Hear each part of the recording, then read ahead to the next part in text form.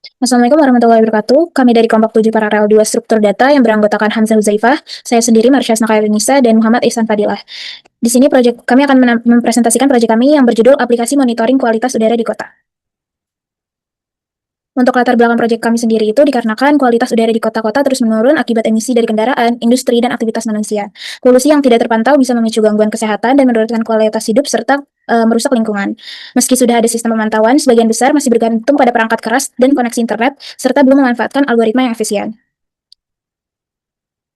Rumusan masalah proyek kami sendiri itu ada bagaimana struktur data queue digunakan untuk mengelola laporan harian kualitas udara, lalu bagaimana stack dimanfaatkan untuk fitur undo dan redo, apa peran unordered map dalam menjaga keamanan data sensor, serta bagaimana sorting berdasarkan PM2.5 membantu pengguna. Dan terakhir, bagaimana keempat struktur data ini dapat meningkatkan efisiensi dan keandalan sistem monitoring.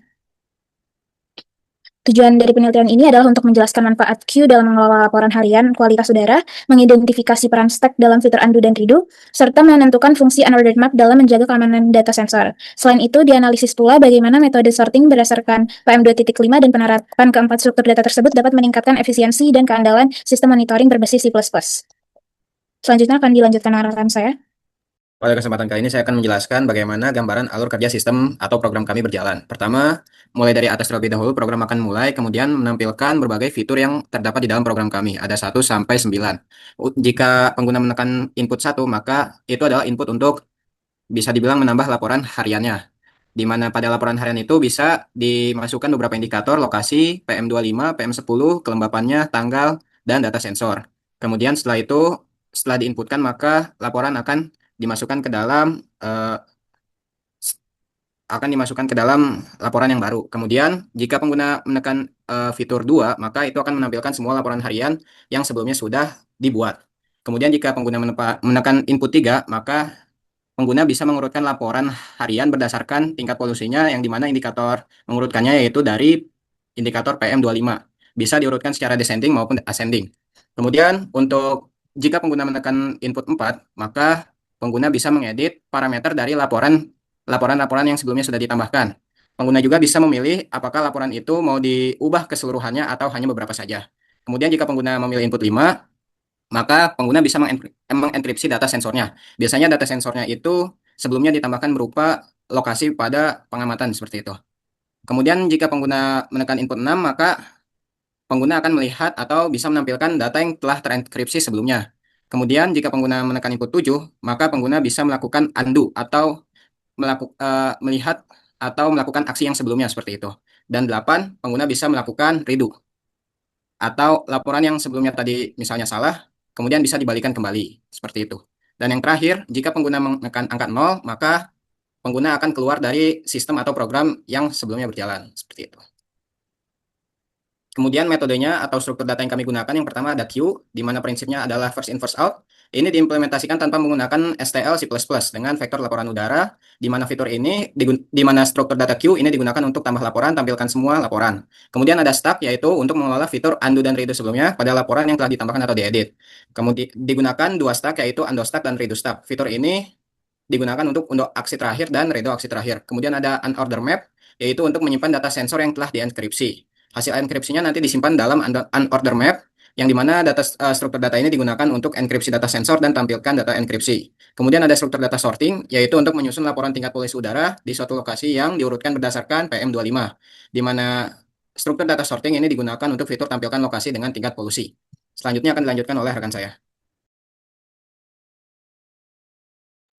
Oke, jadi pada kesempatan kali ini saya akan membawakan hasil dan pembahasan beserta demonstrasi aplikasinya. Kita langsung ke VS Code-nya.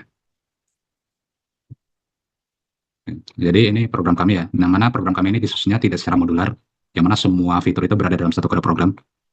Oke.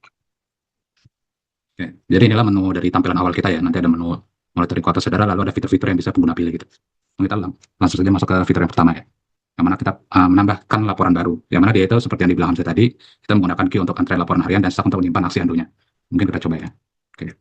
Nah, yang pertama kita diminta untuk menentukan lokasi, yang mana lokasi ini kalau dari kelompok kami itu tidak ada bentuk validasinya seperti input-input lain, karena untuk lokasi ini inputnya itu berupa string, yang mana angka pun bakal dibaca sebagai string. Misalkan kita masukkan Bogor. Nah, kalau untuk PM, ya nanti untuk input sendiri itu kan ada lokasi, ada PM2.5, PM10, kelembapan, waktu, dan data sensor ya. Untuk PM2.5, PM10 dan kelembapan sendiri itu inputnya berupa bilangan, bilangan bisa integer maupun desimal. Nah, untuk PM sendiri sampai kelembapan itu ada batasan-batasannya, yang mana angkanya itu tidak boleh negatif, tidak boleh berupa string gitu, ataupun tidak boleh berupa gabungan dari string dan bilangan. Nah, misalkan kita masukkan negatif, nah dia tidak bisa. Misalkan kita masukkan string, tidak bisa. Misalkan kita masukkan gabungan dari string dan bilangan, tidak bisa. Jadi kita hanya bisa memasukkan bilangan, misalkan 12. Dan kita bisa masukkan desimal, tapi harus menggunakan titik. Kalau misalkan kita menggunakan koma, maka tidak bisa. Coba kita pakai titik, nah bisa. Kelembapan sendiri itu ada batasannya, yang mana di angka 100%, gitu. Karena setelah kami baca-baca, kelembapan itu kecil kemungkinan di atas 100% kelembapan udara. Oke, sekarang di 45. Gitu. Oke. Untuk waktu sendiri ada formatnya, yang mana itu formatnya itu kami susun menggunakan library regex alias regular expression. Misalkan kami format cuma 12, jadi tidak bisa, terus gabungannya tidak bisa. Misalkan kita masukkan, oh ya, dan ini kan ada hari, ada bulan ya. Hari itu kan tidak bisa lebih dari 31, dan bulannya tidak bisa lebih dari 12. Misal kita masukin harinya 60, ya tidak bisa. Terus kita masukin bulannya lebih dari 12, ya tidak bisa. Kita masukin baru dia bisa. Untuk data sensornya sendiri ini tiap laporan itu harus unik ya. Yang mana dia tuh kan nanti data sensor ini bakal dienkripsi. Sampai tiap dari itu harus unik. Misalkan Bogor Raya. Nah, nanti sistem akan ngasih feedback dengan laporan berhasil ditambah ke sistem. Nah, coba kita cek lagi data sensor boleh unik apa enggak. Terus kita tambah baru, terus Bekasi, terus 12, ada 3, 4, satunya 11. Terus untuk data sensor sendiri kan tadi kita masukinnya itu Bogor Raya. Coba kita masukin Bogor Raya bisa. Nah, dia bakal error karena data sensornya udah digunakan. Kita coba masukin Bekasi. Itu untuk yang fitur pertama. Lalu kita lanjut ke fitur yang kedua. Yang mana fitur kedua itu adalah untuk menampilkan semua laporan. Yang mana urutan dari ditampilkannya ini berdasarkan urutan masuknya gitu, alias FIFO. Karena kan tadi laporan yang lokasi Bogor itu kan pertama kali diinputin ya. Jadi dia yang pertama kali ditampilin juga gitu. Yang mana kalau dilihat di sini data sensornya kan masih ada ya. Karena ini laporannya ini belum dienkripsi. Nanti hasilnya bakal berbeda kalau laporannya udah dienkripsi. Mungkin kita lanjut. Oke, sekarang kita lanjut ke fitur yang ketiga, yaitu mengurutkan laporan berdasarkan tingkat polusi PM2.5.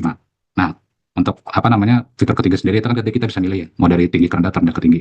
Misalkan dari tinggi ke rendah, dia bakal ngurutnya dari yang, oh ya, kalau misalkan sama itu ada konsensus sih, sifatnya nanti kayak sistem tuh, kalau misalkan sama, dia bakal itulah, ngurutin yang dari yang pertama masuk dulu. Misalkan kita nambah laporan baru dengan PM2.5 yang beda tadi ya. Terus 24, 24, 24, terus DKI gitu. Kita urutin, nah, dia bakal ngurutin dari yang terbesar dulu. Tapi kalau misalkan kita yang dari terendah ke tinggi, dia bakal ngurutin dari yang terkecil dulu. Tapi kalau yang sama, dia bakal masukinnya yang diinputin pertama kali dulu. Oke. Terus kita lanjut ke fitur keempat, yang mana itu fitur buat ngedit laporan.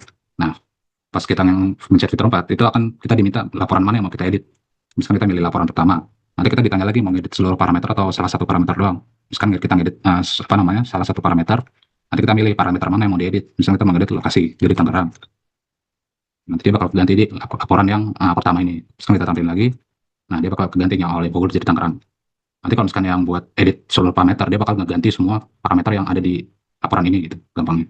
Terus yang kelima itu, kita lanjut ke fitur yang kelima, yang mana dia bakal nge-enkripsi data sensornya. Dan kita milih, kita mau nge-enkripsi yang nomor 2, Bekasi. Nah, dia bakal terenkripsi itu. Data sensor berhasil dienkripsi. Kalau misalkan satu laporan udah dienkripsi, dia data sensor itu nggak bakal muncul dimanapun. Misalkan kita pakai fitur 2, nah data sensor itu bakal dalam kurung terenkripsi. Ini mengartikan kalau laporannya itu udah berhasil terenkripsi. Misalkan kita, oh ya, dan laporan yang udah dienkripsi itu nggak bisa diedit. Misalkan kita mau ngedit laporan yang Bekasi tadi, nah dia bakal error, laporan ini sudah dienkripsi dan tidak dapat diedit lagi. Lalu, kita lanjut ke fitur yang ke-6, buat nampilin laporan yang udah dienkripsi. Nah, karena yang kita enkripsi baru satu, maka yang muncul baru yang di lokasi Bekasi doang, yang mana dia nanti bakal munculin data sensor terenkripsinya. Nah, ini hasil enkripsi dari data sensor yang di laporan Bekasi tadi. Tadi kan terakhir kali kita itu nge-enkripsi data yang di lokasi Bekasi ya. Coba kita mau undo untuk fitur 7.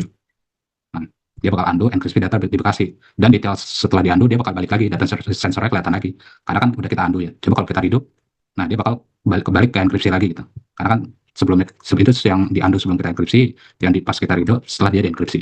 Oke. Jadi kalau misalkan kita, kan ini ada fitur 1 sampai 8 dan 0. Kalau misalkan kita masukin nomor selain itu misalkan 9, ya indeksnya dianggap nggak valid, dan pengguna tuh diminta buat inputin ulang, itulah pilihan fiturnya. Misalkan kita bakal keluar dari sistem ya. Nah, mungkin itu saja presentasi dari kelompok kami. Kurang lebihnya mohon maaf. Wassalamualaikum warahmatullahi wabarakatuh.